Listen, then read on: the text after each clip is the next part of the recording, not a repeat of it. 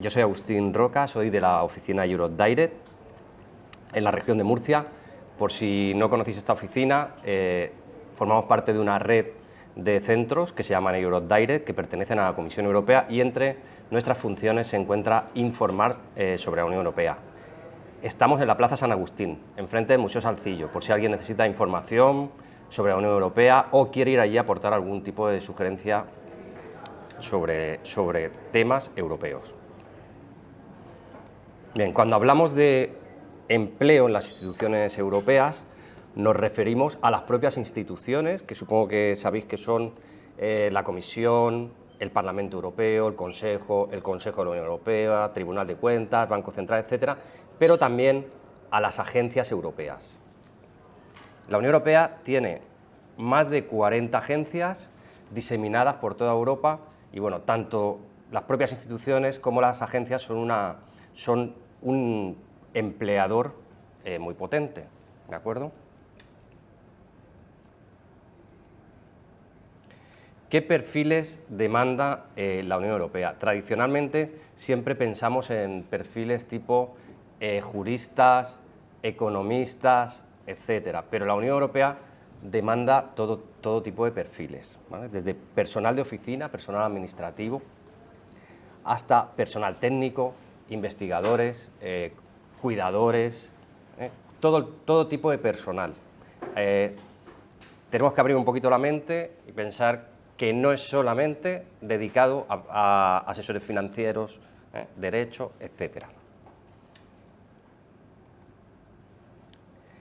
La Unión Europea tiene 3 tipos de personal, es decir, que contrata directamente 3 tipos de personal, aparte de subcontratas que pueda hacer, que se dividen, buenos días, se dividen en funcionarios, agentes perdón, aquí he puesto personales, son agentes temporales y agentes contractuales. Los funcionarios son funcionarios, agentes temporales y contractuales. Los funcionarios son personal con contratación indefinida, como en España, y tanto los agentes temporales como contractuales son personal con unos contratos temporales. En algunos casos, tanto los agentes temporales como los agentes contractuales son personal con una contratación de carácter temporal. En algunos casos ahora veremos que incluso tiene unos límites en cuanto al tiempo en el que pueden estar contratados. En cualquiera de los dos casos, para acceder tanto a agente temporal, agente contractual o funcionario, se necesita mínimo una titulación de educación secundaria, es decir, bachillerato, formación profesional o bien titulación universitaria. Es cierto que la mayoría de plazas son para titulaciones universitarias, pero hay plazas para otras categorías, como he comentado anteriormente. Bien, dentro de los funcionarios encontramos 3 tipos de categorías. Los administradores, que es los que vienen marcados como AD, que son los encargados de elaboración y desarrollo de políticas sectoriales, ejecución de legislación y tareas de asesoramiento y análisis. Se clasifican por grados, desde el AD5, que es el más bajo, hasta el AD16, que es el más alto. El AD5 suele ser el nivel habitual de entrada cuando se hacen oposiciones, aunque pueden salir también oposiciones a otros grados, normalmente 5 o 6. La categoría de asistente y las categorías de asistentes secretarios se puede acceder a través de formación profesional o bien bachillerato.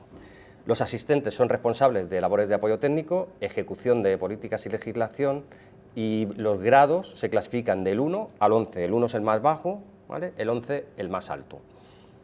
Y después tenemos los asistentes, que desarrollan tareas de oficina y de apoyo administrativo, y también se clasifican por grados que van desde el SC1 hasta el 6, igualmente del más bajo, niveles más bajo al más alto. Para entrar en determinados grados se nos pide en ocasiones, además de superar una oposición, un tiempo de experiencia previa, un tiempo de experiencia en el perfil al que vayamos a optar. Bueno, como ya hemos comentado, los funcionarios requieren, tienen un contrato indefinido y se accede por oposición, ¿vale? Y requisito indispensable, bueno, entre los requisitos, ser ciudadano de la Unión Europea y tener 2 lenguas, saber 2 lenguas de la Unión Europea, ¿vale? Una de ellas con nivel C1, que va a ser si queremos nuestra lengua materna, esa ya la acreditamos como nivel C1, ¿de acuerdo? Y después otra lengua que es alguna de lo que se llama lenguas de trabajo, que puede ser inglés, francés o alemán, pero que depende qué oposición nos van a pedir que sea inglés. La mayoría ahora mismo están saliendo que piden directamente que una de las dos lenguas sea inglés, ¿de acuerdo? Por lo tanto, si tuviéramos un C1 de inglés, un nivel C1 de inglés, podríamos optar por opositar, y además sabemos francés con un nivel de B2, podríamos optar por opositar con inglés y francés, o bien podemos optar por opositar con español e inglés, cualquiera de las dos opciones.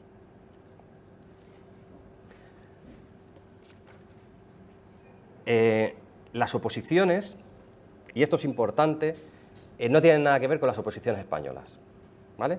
No tienen un temario, o sea, no son oposiciones de sentarse, hincar codos, 100 temas y después pasa un test sobre esos temas. Si ellos sacan una oposición con por ejemplo, con un perfil de medio ambiente, pues lo que van a pedir es que la persona tenga una titulación relacionada con medio ambiente y probablemente unos años de experiencia. Pero nadie le va a examinar sobre medio ambiente en un test, ¿vale? No le van a pedir que se aprenda unos temas sobre medio ambiente, ¿vale? Y esto es importante. Ahora veremos de qué pruebas constan las oposiciones, ¿vale?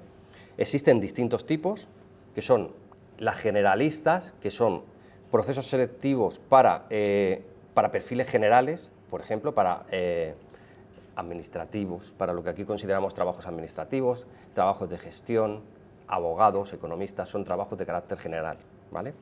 Especialistas, que son oposiciones más pequeñas para seleccionar candidatos con perfiles profesionales y formativos determinados, como las que han salido ahora mismo, que son especialistas para los perfiles de clima, medio ambiente y otro más que no recuerdo, ahora lo veremos, y unas especiales que son con perfiles lingüistas, que son para intérpretes y traductores.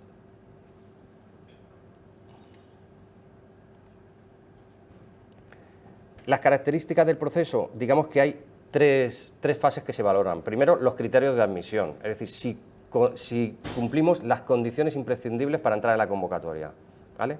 Que son, hemos dicho, ciudadano de la Unión Europea, lenguas, etcétera, las que nos pongan en la convocatoria. Después, unos criterios de selección que son aquellos mediante los cuales el tribunal va a valorar los candidatos, y después una serie de competencias que son habilidades y conocimientos concretos que se nos van a valorar. ¿Qué competencias están pidiendo ahora las instituciones? Esto está regulado, ¿eh? No es que se las inventen, sino que existe una regulación sobre ello. Ellos dicen, queremos estas competencias. Pues son estas competencias. No hace falta que anotéis, porque ahora os diré dónde encontrar toda esta información, ¿vale? Que es lo importante.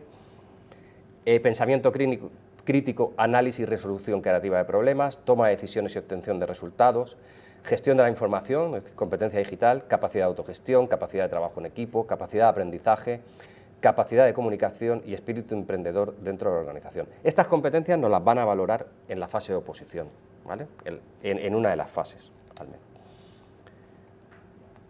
Las fases que tiene el proceso, normalmente casi todos son 3 fases.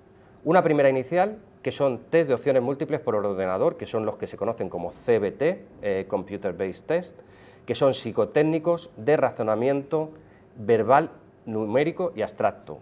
No sé si se ve bien. Sí. Pues aquí he puesto 2 ejemplos. ¿Vale?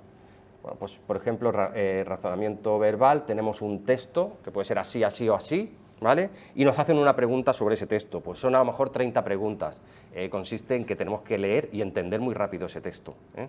Pues, razonamiento numérico lo mismo, pues problemas numéricos que lo que se basan es que seamos capaces de comprender y tengamos agilidad mental para resolver esos problemas. Después de esta primera fase, hay 2 fases más que ya van a variar en función del tipo de oposición. Y, perdón, porque no me las sé de memoria, esas 2 fases más. Bueno, esas fases suelen ser: en las generalistas, un ejercicio de bandeja electrónica, es decir, es un ejercicio que nos van poniendo problemas simulando trabajo en la vida real y nosotros tenemos que ir resolviendo, tenemos que ir contestando a esos problemas. Y en las oposiciones de especialistas está los talent screener, ¿vale? Los evaluadores de talentos que van a través de entrevistas, van a ver si las personas cumplen o no las condiciones. Puede haber ejercicios de tipo trabajos en equipo y pueden ser más de una entrevista, ¿de acuerdo? A la última fase suele llegar un tercio de las personas que están concursando a esta oposición.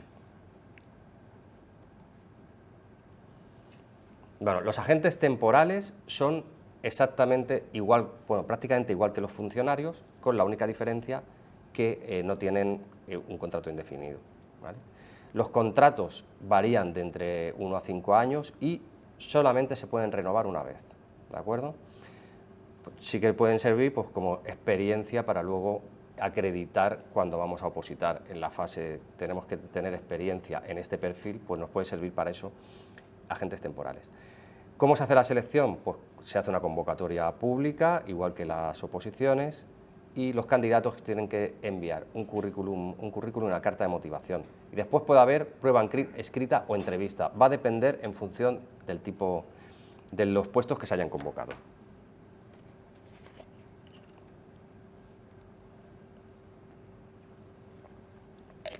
Y finalmente tenemos los agentes contractuales, que son para realizar tareas auxiliares, manuales administrativas o para funcionarios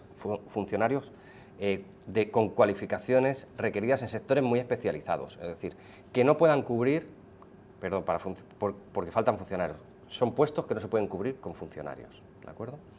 Los contratos varían entre 2 y 12 meses y en este caso sí que hay posibilidad de renovación. Estos se clasifican en 4 categorías que van de la FG1 a la FG4. Para la FG1 se requiere una titulación de ESO, para la FG2 y 3 se requiere ESO o bien bachillerato y FP más mínimo 3 años de experiencia.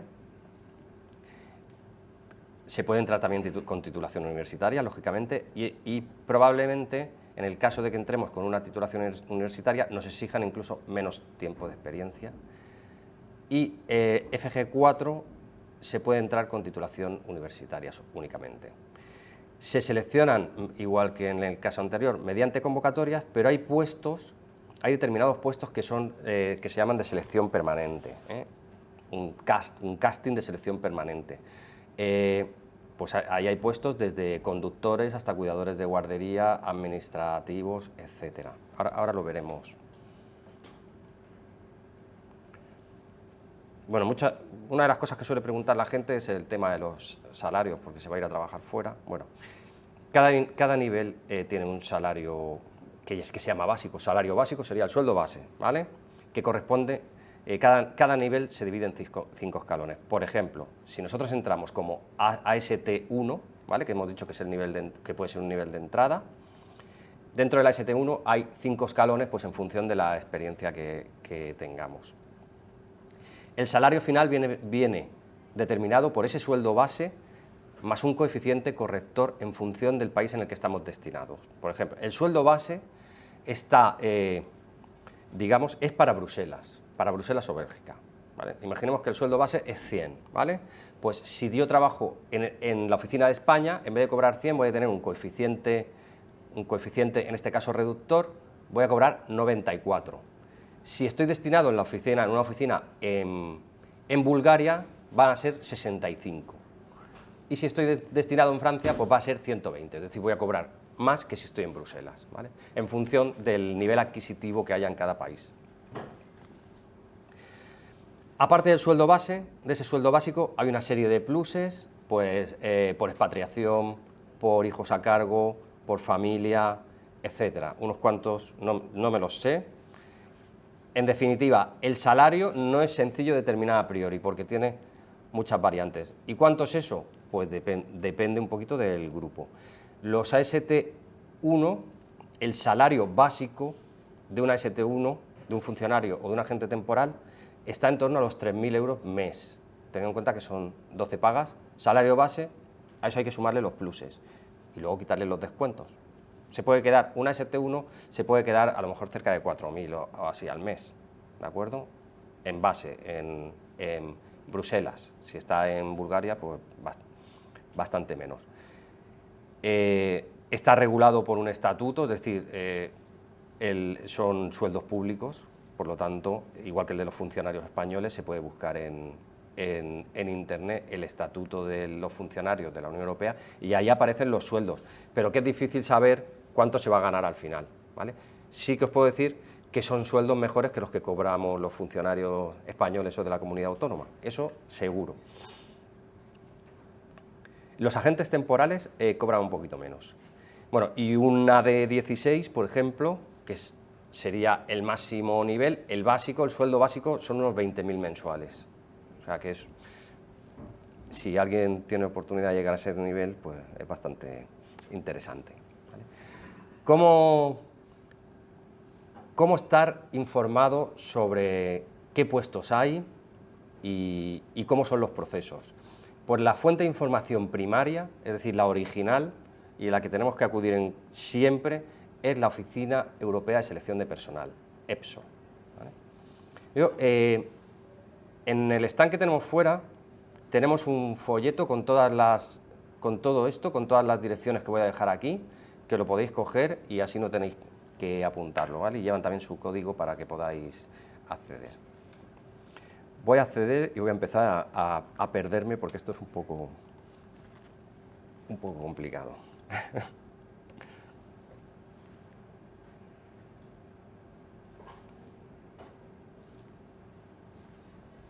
A ver.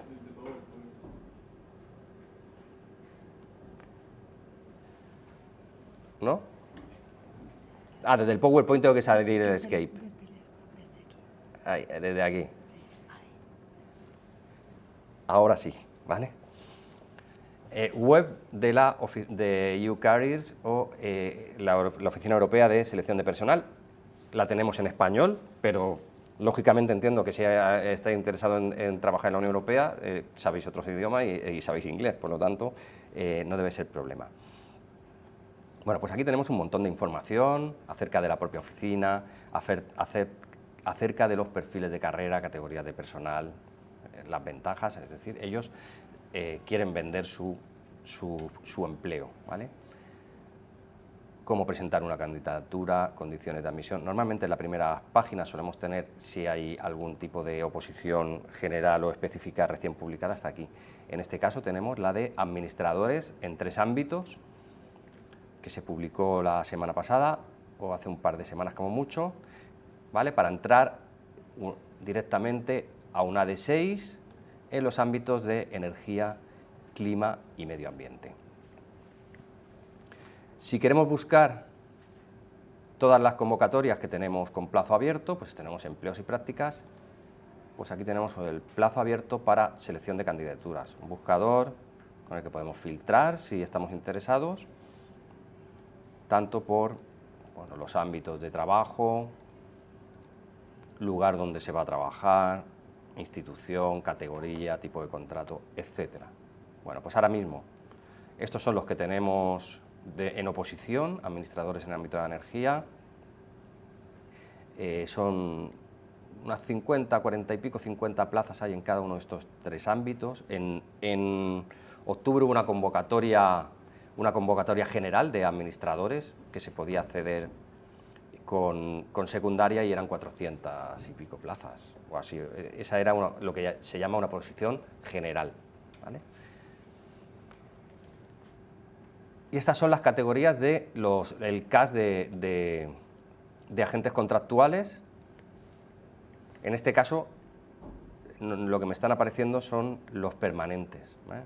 No deadline for application, es decir, que yo puedo aplicar, puedo enviar una solicitud en cualquier momento, y aquí viene el dominio de trabajo. Como veis, hay pues desde apoyo manual administrativo, que es personal de apoyo, tecnologías de la información, personal de apoyo a la infancia, administración y recursos humanos, secretarios, es decir, hay distintos perfiles de empleo.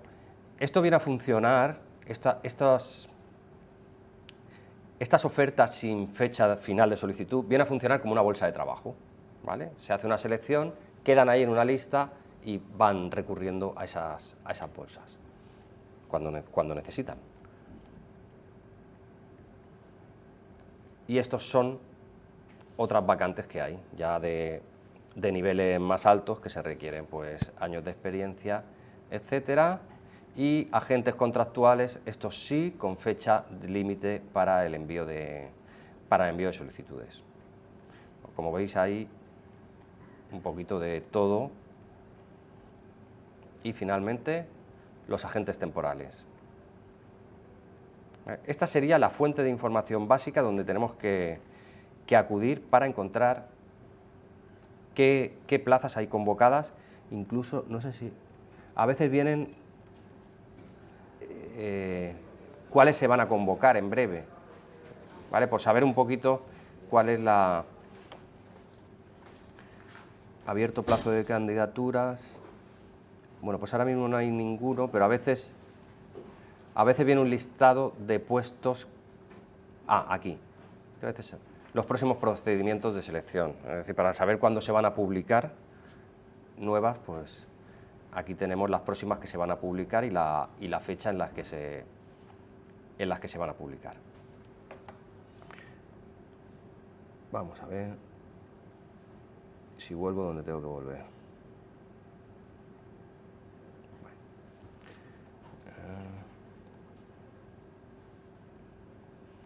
Todo esto ya lo hemos visto.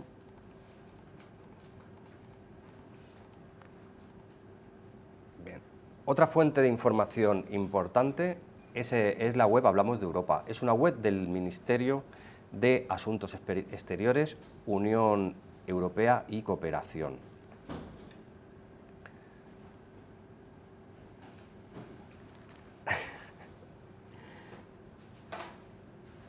Ahora sí, ¿vale? Bueno, pues en esta web tenemos un apartado sobre empleo y prácticas, con mucha información. Bueno, pues actualmente hay más de 6.000 personas, ya más cerca de 7.000 está que de 6.000 el número de españoles que trabajan en la Unión Europea. En unas jornadas que estuve en abril, vino un murciano que está allí trabajando en la Dirección General de Competencia y contó que había un rumor que decía que las instituciones europeas no querían ya seleccionar tantos españoles, porque había muchos españoles, pero que eso era mentira, que eso es verdad que el número de españoles, a lo mejor en comparación con el número de personas de países nórdicos, cambia, pero es que el sueldo que ofrece la Unión Europea para un español a lo mejor es más atractivo que para un sueco, y eso hace que, bueno, que los españoles opten más a trabajar en la Unión Europea que los suecos. Bueno, esa es la razón. Pero no hay ningún límite en cuanto a países. Ellos escogen la gente que creen que está preparada, ¿vale? Bueno, pues aquí tenemos muchísima información sobre los procesos selectivos. Tenemos también un buscador de vacantes, también por categorías, etcétera, sectores, organismos. Y lo que yo creo que es más importante aquí es el boletín de empleo, que se publica semanalmente y que encontramos tanto empleo como prácticas. Publican dos boletines. El boletín primero, que es el de empleo y prácticas, que si queréis echarle un vistazo, en nuestro stand tenemos el último, que es el de ayer, ¿vale? Tiene un poquito de información general y luego pues todas las que hay en este momento publicadas, ¿vale? Y luego tienen otro boletín, que es el resumen de nuevas vacantes, que aparecen solamente las que se están convocando las últimas semanas. Es decir, si no queréis ver los CAS permanentes y todo eso, pues aquí aparecen únicamente las que se están publicando estas dos últimas semanas. ¿Vale? Son los dos boletines que tienen. Tienen también un sistema de alertas en el que nos podemos... no sé exactamente dónde está, pero bueno, navegando por aquí, boletín, unidad de apoyo... Bueno, tienen un sistema de alerta en que os podéis apuntar para que el boletín os llegue a vuestro correo electrónico. Bueno, entrando una vez cada 2 semanas tampoco... No sé ahora mismo exactamente dónde... ¿Dónde estaba? Yo no sé si está en la página del boletín. Últimos boletines, no recuerdo exactamente. Mediante registro, aquí, es que está muy pequeño. Mediante el registro podrás recibir semanalmente en tu dirección de correo este boletín. ¿Vale? Si estáis interesados en que os llegue, pues simplemente os registráis. Muy interesante la guía de oposiciones para la Unión Europea que publica el mismo Ministerio de Asuntos Exteriores, que se va renovando de forma periódica. La última versión es de junio y interesante aquí, bueno, pues tienes toda la información, como veis, parte de lo que yo he puesto está también tomado de aquí y sobre todo mucha información sobre el proceso.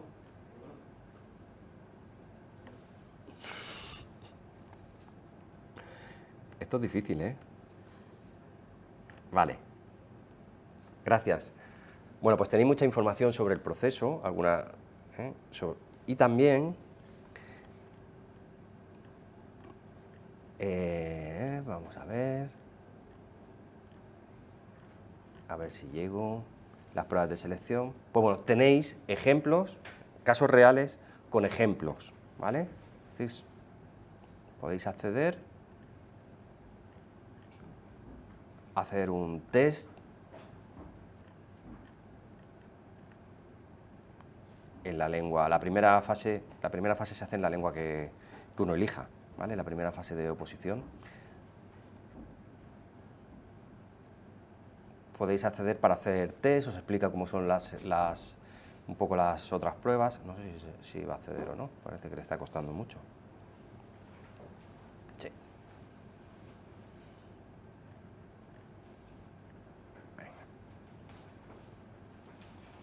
Venga, continue.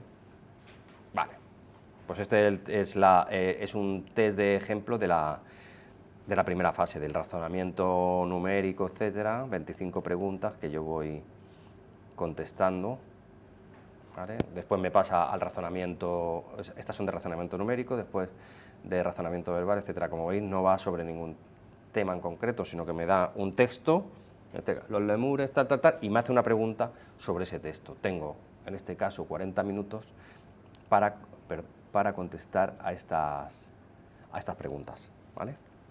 Pues bueno, pues lo interesante de esta guía, sobre todo, aparte de la información, ya os he dicho que es los ejemplos que nos lleva a ejemplos. Bueno, pues vamos a empezar.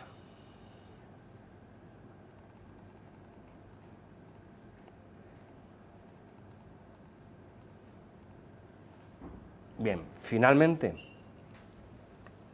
la REPER, que es la representación permanente de España ante las instituciones europeas, que es un organismo del Gobierno central también, tiene una unidad de apoyo para la presencia de españoles en las instituciones europeas. Es decir, tiene una unidad que se dedica a fomentar que los españoles trabajen en la Unión Europea. Esta unidad tiene un correo electrónico, unidadapoyo@reper.maec.es, a la que pueden contestar a cualquier duda que nos surja con respecto a este tema, y de hecho contestan, ¿eh? Y tiene también una cuenta de Twitter en la que van publicando las convocatorias, etcétera. Y me parece que no funciona el enlace. No funciona el enlace, pero bueno, unidad de apoyo.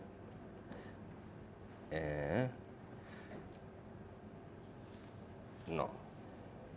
Con esto no me voy a aclarar yo. Nunca. Unidad de apoyo de la presencia.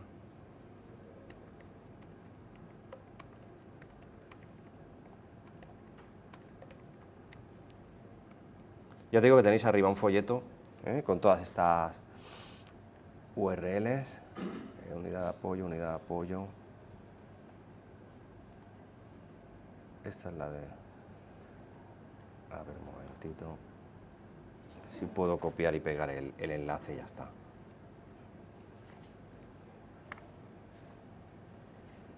¿Se ve?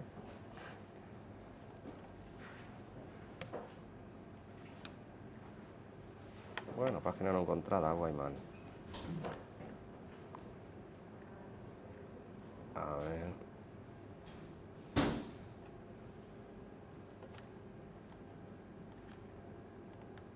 Aquí hay algo. Vale. Vale, trabajar en la Unión Europea. Vale, pues aquí tenéis la web de la unidad de apoyo, también con un montón de información, ¿vale? Y sobre todo, lo importante, ese correo al que podéis recurrir para cualquier duda que os surja con respecto a este tema.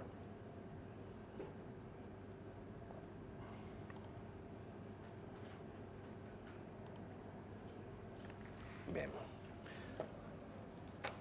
La Unión Europea, aparte de estas oposiciones generalistas, especialistas, hemos dicho que también hace oposiciones paralingüísticas, pero aparte de las oposiciones para intérpretes o traductores, selecciona cada cierto tiempo intérpretes freelance. Estamos en el mismo caso, hace como una bolsa de trabajo para intérpretes, porque a lo mejor tiene un evento que le faltan intérpretes y necesita tirar de esa bolsa de trabajo para contratos temporales. Se hace una prueba que se les acredita y se genera una bolsa de empleo. Supongo que sí que me funciona. Ahora, actualmente no está convocada, porque esto se suele convocar aproximadamente todos los años, y este año se convocó antes de verano, en junio o así. Pero bueno, si alguien es de perfil lingüista, intérprete o traductor, que hay bastantes ahora, que sepáis que la Unión Europea es un empleador muy importante en este sector, ¿vale? Porque necesitan muchos traductores y muchos intérpretes.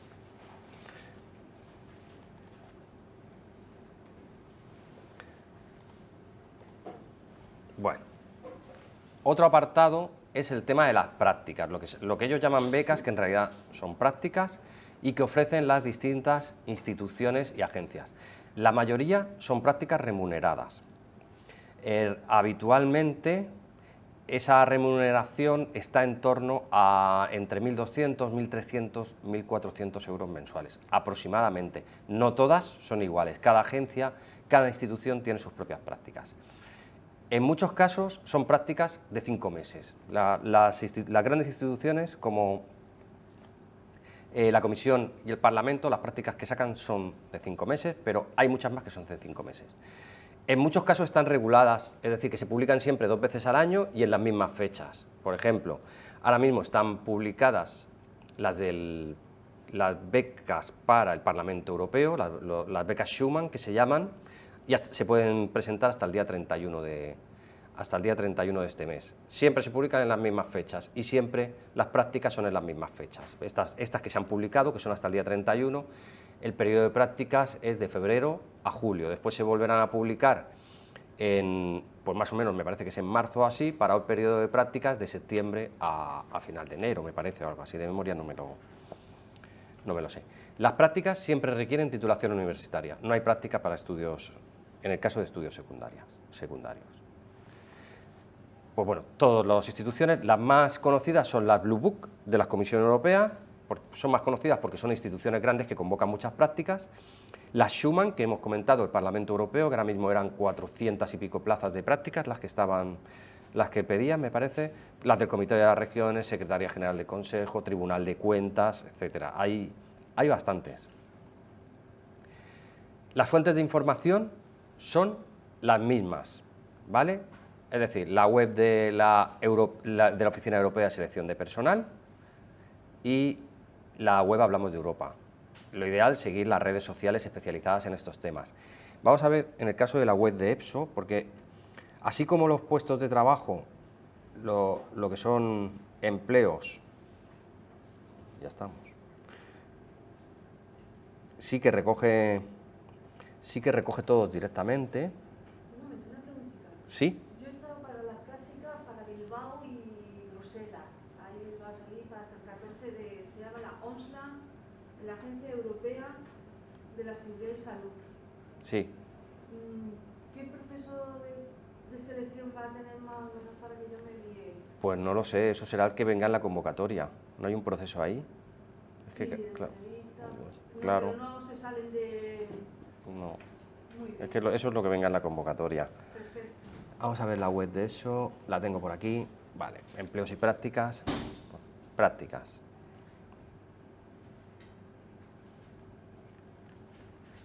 Bueno, pues aquí tenemos un buscador con la institución o agencia, ¿vale? Por ejemplo, si nos vamos Parlamento Europeo,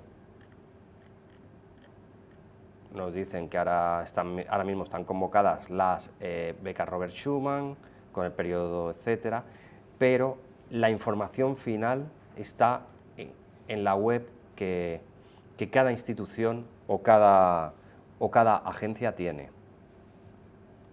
¿Vale? Por ejemplo, en el caso de estas del Parlamento Europeo, me lleva a la web de prácticas del Parlamento Europeo, ¿vale? Y ya avisa, en el caso de las prácticas, que la información disponible en esta página no es exhaustiva, que cada institución, agencia y organismo es responsable de gestionar sus propios procesos de selección y contratación de becarios. Por lo tanto, tenemos que estar pendientes un poco de todo, de si sale aquí, de si salen Hablamos de Europa y de redes sociales especializadas en este tema. La web de Hablamos de Europa también tiene un apartado de prácticas y también aparecen en el... No sé si la tengo abierta por aquí, si no la abro. Hablamos de Europa.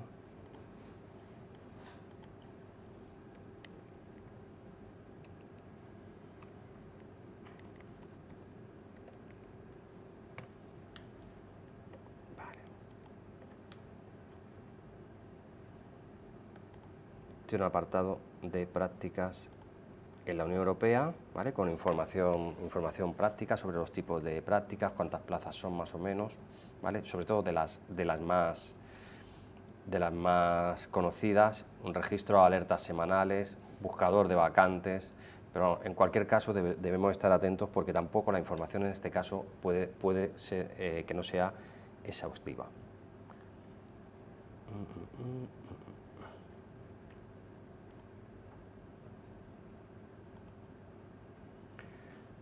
También existe un boletín de la REPER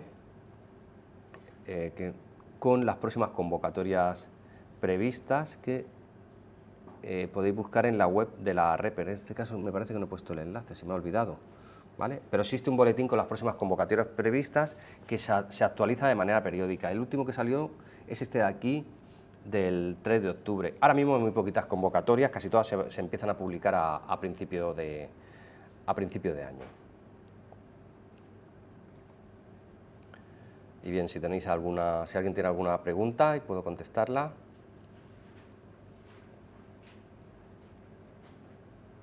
Bueno, pues recordaros